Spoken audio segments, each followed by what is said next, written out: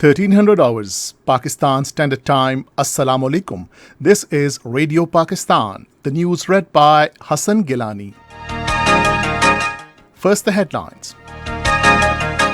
The 48th session of the OIC Council of Foreign Ministers begins in Islamabad tomorrow. Secretary General OIC says the Council of Foreign Ministers session will discuss a host of issues, including the challenges faced by the Muslim Ummah. President has approved to file a reference in the Supreme Court for interpretation of Article 63A of the Constitution.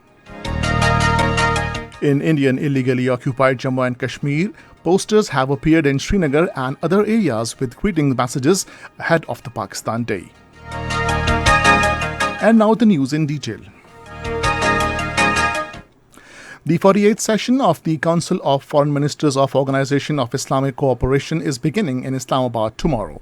The thematic focus of the two-day ministerial conference is on partnering for unity, justice and development. Foreign ministers and high-level dignitaries from OIC member and observer states attending the session will also witness the Pakistan Day Parade on 23rd March as guests of honor.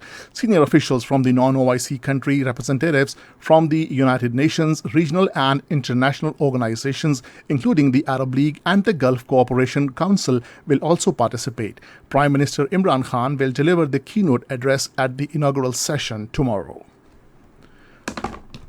Foreign Minister Shah Mahmood Qureshi will chair the Council of Foreign Ministers session. Secretary General of OIC Hussain Ibrahim Taha and President of Islamic Development Bank Dr. Muhammad Suleiman Al Jasir arrived in Islamabad this morning to attend the 48th session of the Council of Foreign Ministers of the Organization of Islamic Cooperation. Talking to the state media on the occasion, Secretary General OIC Hussain Ibrahim Taha said the OIC session will discuss a host of issues, including the challenges faced by the Muslim Ummah.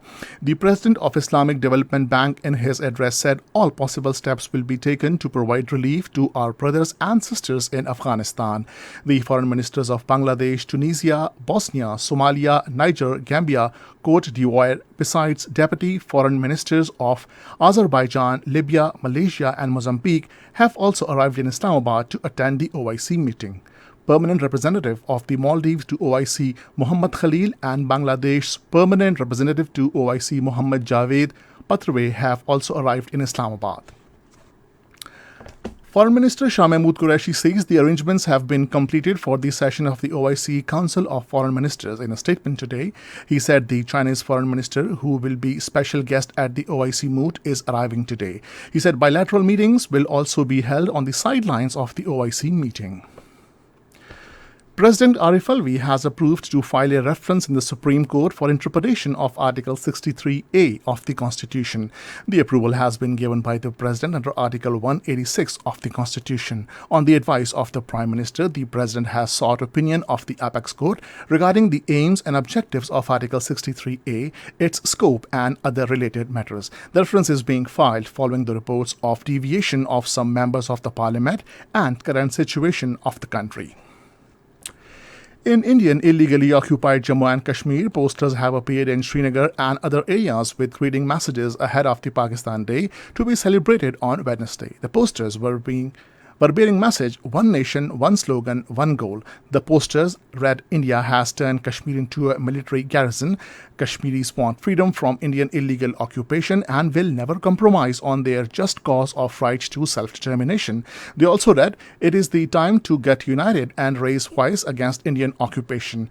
The hope was expressed that the people of the country would continue to work for a strong and stable Pakistan, as stable Pakistan is the guarantee to peace in the region.